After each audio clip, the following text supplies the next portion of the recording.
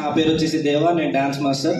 So friends, అందరూ కూడా ఇక్కడ ఉన్న వాళ్ళు రైట్ ఇంటెన్షన్తో వినండి. ఇక్కడ జరుగుతున్న సెషన్ ఏదైతే ఉందో మనలాంటి ఆర్డినరీ పర్సన్స్ ఒక ఎక్స్ట్రాడినరీగా మారే అవకాశం.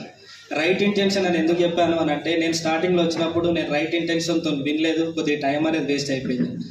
రైట్ ఇంటెన్షన్తో వినడం స్టార్ట్ చేసిన తర్వాత నాకు ఒక విషయం అర్థమైంది. వెస్టేజ్ మనతో ఒక మాట చెప్తుంది. ఏం చెప్తుంది అని అంటే, నీకు చేతనైనప్పుడే నువ్వు నా చేయి పట్టుకొని నడిస్తే, నీకు చేతగానప్పుడు నువ్వెవ్వరు కాలు పట్టుకోకుండా నేను చేస్తా అంటుంది వెస్టేజ్.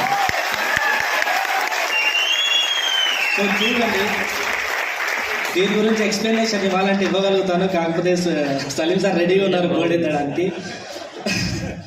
ఏంటి అని అంటే చూడండి, ఇక్కడ బస్ స్టాప్స్ దగ్గర కానీ, లేకపోతే సిగ్నల్స్ దగ్గర కానీ, లేకపోతే ఓల్డ్ ఏజ్ హోమ్లో కానీ చాలామంది ముసలి వాళ్ళు ఉంటారు కదా.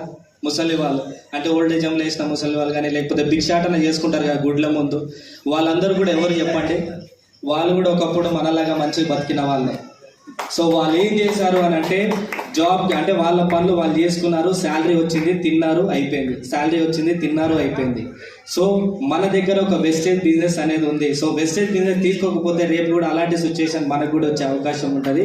Take a right decision. Thank you. Wish you.